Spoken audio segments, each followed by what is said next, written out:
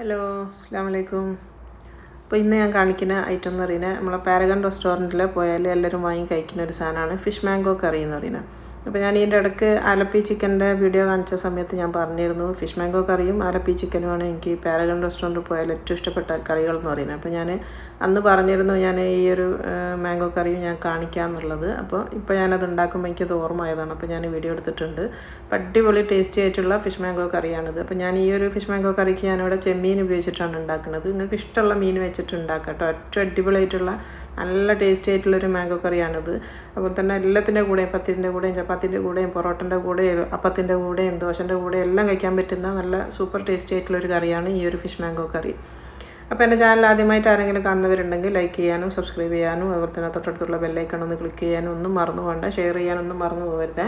അപ്പോൾ നമുക്ക് പെട്ടെന്ന് തന്നെ വീഡിയോയിലേക്ക് പോവാം.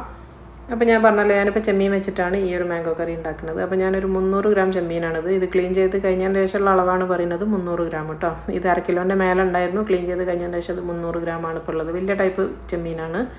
പിന്നെ ഇതിലേക്ക് വേണ്ടിയ മെയിൻ സാധനം എന്ന് പറയുന്നത് പച്ചമാങ്ങയാണ്. പച്ചമാങ്ങ ഞാനിപ്പോൾ നീളത്തിൽ അരിഞ്ഞ് വെച്ചതാണ്. 2 മാങ്ങയാണ് ഞാനിപ്പോൾ എടുത്തത് കേട്ടോ. അപ്പോൾ നിങ്ങൾ എടുക്കുന്ന മാങ്ങക്ക് പുളി ഉണ്ടോ ഇല്ല എന്നൊക്കെ ഉള്ളത് ആദ്യം തന്നെ നോക്കി വെക്കണേ. ഇതിപ്പോൾ തീരെ പുളി കുറവാണ്. അപ്പോൾ ഇവിടെ കിട്ടുന്ന മാങ്ങക്ക് അധികം പുളി ഇല്ല. പിന്നെ ഞാൻ ഒരു 10 ചെറിയുള്ളിയും അതേപോലെ തന്നെ ഒരു അരമുറി വലിയുള്ളി അരിഞ്ഞ് വെച്ചിട്ടുണ്ട്. ഒരു 3 പച്ചമുളക് കൊടുത്ത് വെച്ചിട്ടുണ്ട്. അപ്പോൾ ചെറിയുള്ളിന് നിർബന്ധമാണ്, എന്തായാലും ചേർക്കണം. അപ്പോൾ ഞാൻ കുറച്ചും കൂടെ ടേസ്റ്റ് ഒന്ന് നല്ല ഇതായി വരാൻ വേണ്ടിയിട്ടാണ് 2 കൊടുത്തത് കേട്ടോ. അപ്പോൾ നമ്മൾ മൺചട്ടി വെച്ചിട്ടുണ്ട്. ചട്ടിയിലാണ് ഈ ഒരു കറി ഉണ്ടാക്കേണ്ടത്. അപ്പോൾ ചട്ടി വെച്ച് കൊടുക്കുക. അതിലേക്ക് നാടൻ വെളിച്ചെണ്ണ വെച്ച് കൊടുക്കുക. അപ്പോൾ വെളിച്ചെണ്ണ ഒക്കെ ഓരോരുത്തരുടെ ഇഷ്ടത്തിനനുസരിച്ച് കൂട്ടിയും കുറയ്ക്കുകയൊക്കെ ചെയ്യാം. അപ്പോൾ എണ്ണ ഒന്ന് ചൂടായി എന്ന് കഴിഞ്ഞാൽ ഇതിലേക്ക് ആദ്യം ഇട്ട് കൊടുക്കുന്നത് ഉലുവാണ്. 1 ടീസ്പൂൺ ഉലുവ ഇട്ട് കൊടുക്കുക കേട്ടോ. ഉലുവ ഒന്ന് പൊട്ടണ വരെ വെയിറ്റ് ചെയ്യാം. അപ്പോൾ ഉലുവ നന്നായിട്ടൊന്ന് പൊട്ടിക്കഴിഞ്ഞാൽ അതിലേക്ക് നമ്മൾ നേരത്തെ കാണിച്ച ഉള്ളിയും പച്ചമുളകും ഇട്ട് കൊടുക്കുക. അപ്പോൾ ആ ചെറിയ ഉള്ളിയും വലിയ ഉള്ളിയും പച്ചമുളകും അതെല്ലാം കൂടെ ഇട്ട് കൊടുക്കുക. ഒന്ന് എന്താ പറയുക ചെറുതായിട്ടൊന്ന് വഴറ്റി എടുക്കുക കേട്ടോ. നല്ലോണം ഒന്ന് വഴറ്റി സോഫ്റ്റ് ആകണ വരെ ഒന്ന് നല്ലോണം ഒന്ന് വഴറ്റിയെടുക്കുക. അപ്പോൾ നന്നായിട്ട് വരാൻ വേണ്ടി നമ്മൾ വെയിറ്റ് ചെയ്യാം. അപ്പോൾ ഇതിലേക്ക് ഇനി കുറച്ച് കറിവേപ്പിലയും കൂടി ഇട്ട് കൊടുക്കുക. കറിവേപ്പിലൊക്കെ കൂടുതലുണ്ടെങ്കിൽ കൂടുതൽ ചേർത്ത് കൊടുക്കുക കേട്ടോ. കറിവേപ്പിലൊക്കെയാണ് ഇതിൻ്റെ മെയിൻ ടേസ്റ്റ് എന്ന് പറയുന്നത്. അപ്പോൾ കറിവേപ്പിലയും ചേർത്തിട്ടുണ്ട്. ഇനി ഇതിലേക്ക് തക്കാളിയാണ് ചേർക്കേണ്ടത്. തക്കാളി ഞാൻ ഒരു വലിയ തക്കാളി മുറിച്ച് വെച്ചിട്ടുണ്ട്. പക്ഷേ അതിൻ്റെ പകുതിയെ ഞാനിപ്പോൾ ചേർക്കണുള്ളൂ. പകുതി അവിടെ വെക്കുന്നുണ്ട് കേട്ടോ. ഇപ്പോൾ പകുതി ചേർത്ത് കൊടുത്തിട്ടുണ്ട്. നീളത്തിലരിഞ്ഞ തക്കാളിയാണ്. അതും ഇതിൻ്റെ കൂടെ ഇട്ടിട്ട് നന്നായിട്ടൊന്ന് വഴറ്റിയെടുക്കുക. ഇനി ഇതിലേക്ക് ഇഞ്ചി വെളുത്തുള്ളിയാണ് ചേർക്കേണ്ടത്. ഒരു 1/2 ടേബിൾ സ്പൂൺ വെളുത്തുള്ളി അരച്ചതും 1/2 ടേബിൾ സ്പൂൺ തന്നെ ഇഞ്ചി അരച്ചതുമാണ്. ഞാൻ 2 ഇട്ട് കൊടുത്തിട്ടുണ്ട്. അതും ഇനി ഇതിൻ്റെ കൂടെ ചേർന്നിട്ട് നന്നായിട്ടൊന്ന് മിക്സ് ചെയ്ത് വഴറ്റിയെടുക്കുക. അപ്പോൾ കരിഞ്ഞു പോകാണ്ട് നോക്കണേ. അപ്പോൾ നന്നായിട്ടൊന്ന് വഴറ്റിയെടുക്കുക. ഒരു മീഡിയം തീയാക്കി വെച്ചാൽ മതി. കാരണം ചട്ടിയാണ്, പെട്ടെന്ന് തന്നെ ഇതിൻ്റെ ചൂട് കൂടും. അപ്പോൾ അത് നന്നായിട്ട് വഴന്നിട്ടുണ്ട്. ഈ ഒരു പാകത്തിലാകണ വരെ ഒന്ന് വഴറ്റിയെടുക്കുക കേട്ടോ. ഇനി ഇതിലേക്ക് പൊടികളാണ് ചേർത്ത് കൊടുക്കുന്നത്. ഞാനിപ്പോൾ ആദ്യം ചേർക്കുന്നത് മുളക് പൊടിയാണ്. ഒരു 1/2 ടേബിൾ സ്പൂൺ മുളക് പൊടിയാണ് എടുത്തത്. 1/2 ടേബിൾ സ്പൂൺ.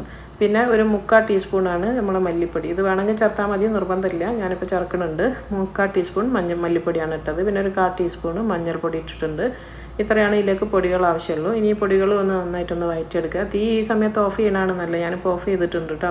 കാരണം ഇല്ലാന്നുണ്ടെങ്കിൽ പെട്ടെന്ന് തന്നെ കരിഞ്ഞു പോകും, ചട്ടി ആയതുകൊണ്ട്. ഞാനിപ്പോൾ തീ ഓഫ് ചെയ്ത് വെച്ചതാണ്. ഇപ്പോൾ ഇതാ നമ്മളെ പൊടിയൊക്കെ നന്നായിട്ട് വഴന്നിട്ടുണ്ട്. ഇനി ഇതിലേക്ക് തിളച്ച വെള്ളമാണ് വെച്ച് കൊടുക്കുന്നത് കേട്ടോ.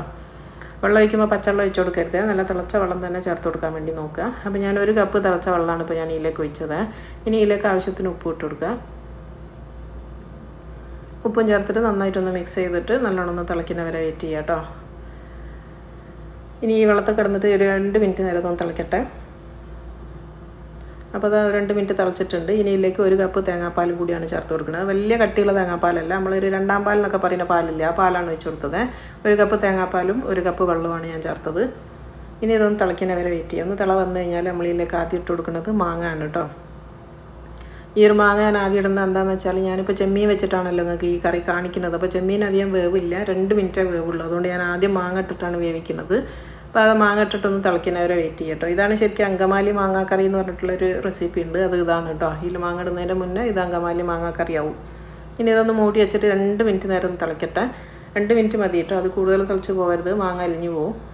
അപ്പോൾ 2 മിനിറ്റ് കഴിഞ്ഞിട്ടുണ്ട്. നമ്മളെ മാങ്ങ ഇവിടെ റെഡി ആയിട്ടുണ്ട് കേട്ടോ. നല്ല ടേസ്റ്റിയാണ്. ഇങ്ങനെ വെറുതെ മാങ്ങ ചേർക്കാണ്ട് അല്ല നമ്മളെ മീൻ ചേർക്കാണ്ട് ഇങ്ങനെ കഴിക്കാനും നല്ല ടേസ്റ്റാണ് കേട്ടോ. ഞാൻ പറഞ്ഞില്ല അങ്കമാലി മാങ്ങാക്കറി മാംഗോ കറി എന്നൊക്കെ പറയുന്നത് അതാണിത്. നല്ല ടേസ്റ്റാണ്.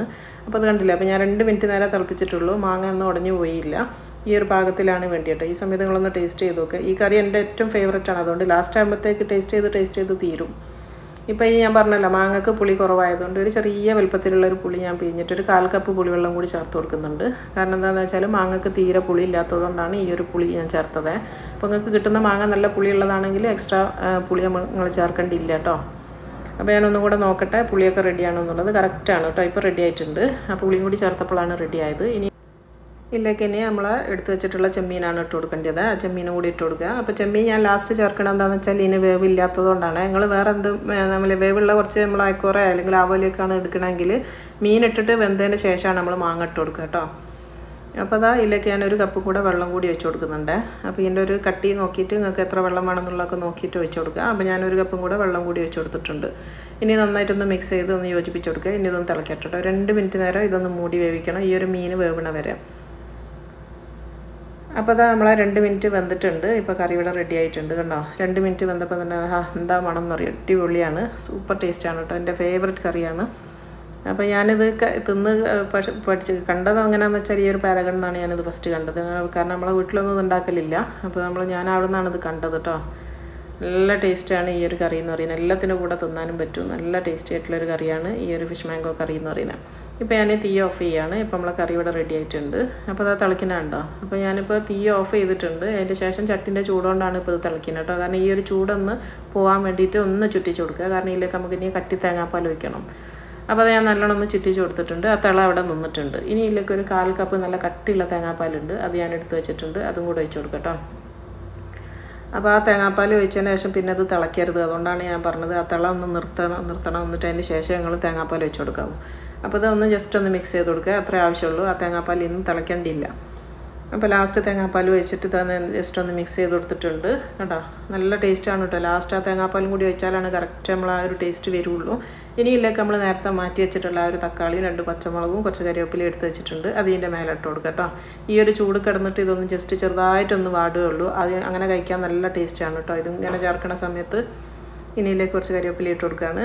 അപ്പോൾ ഇങ്ങനെ ലാസ്റ്റ് ഇതും കൂടെ ചേർത്താലാണ് നമുക്ക് ആ ഒരു റെസ്റ്റോറൻറ്റിലൊക്കെ കിട്ടുന്ന ആ ഒരു ടേസ്റ്റ്, ആ ഒരു കറക്റ്റ് ടേസ്റ്റ് കിട്ടുള്ളൂ. അപ്പോൾ ഇങ്ങനെ ചേർത്ത് കൊടുക്കണം. ഇനി നമുക്ക് ലാസ്റ്റ് ഒരു ടിപ്പ് എന്ന് പറയുന്നത് കുറച്ച് പച്ച വെളിച്ചെണ്ണ ഇതിൻ്റെ മേലെ ഒന്ന് ഒഴിച്ച് കൊടുക്കാം കേട്ടോ. ഒരു 1-2 സ്പൂണൊക്കെ മതി. 2 സ്പൂൺ ഒരു സ്പൂണോ അല്ലെങ്കിൽ 2 സ്പൂണോ എത്രയാണെന്ന് വെച്ചാൽ കുറച്ച് ഒഴിച്ച് കൊടുക്കുക. എന്നിട്ടൊന്ന് മൂടിയിട്ട് ഒരു 10 മിനിറ്റ് വരുന്ന വെയിറ്റ് ചെയ്യാം കേട്ടോ. അതൊന്ന് സെറ്റ് ആവട്ടെ.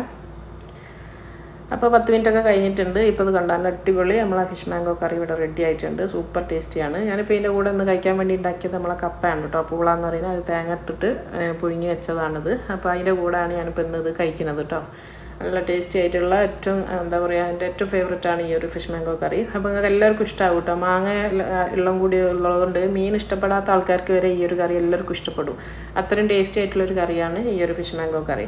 അപ്പോൾ നിങ്ങളെല്ലാവരും എന്തായാലും ഉണ്ടാക്കി നോക്കണേ. ഉണ്ടാക്കി നോക്കിയിട്ട് അഭിപ്രായമൊക്കെ പറയണം. ഇഷ്ടമാണെങ്കിൽ ഒന്ന് ലൈക്ക് ചെയ്യാനും ഷെയർ ചെയ്യാനും ഒന്നും മറന്നു പോകരുത്. ഇൻഷാ അല്ലാഹ് ഇനി അടുത്ത നല്ലൊരു വീഡിയോയിൽ കാണുന്നത് വരെ അസ്സലാമു അലൈക്കും.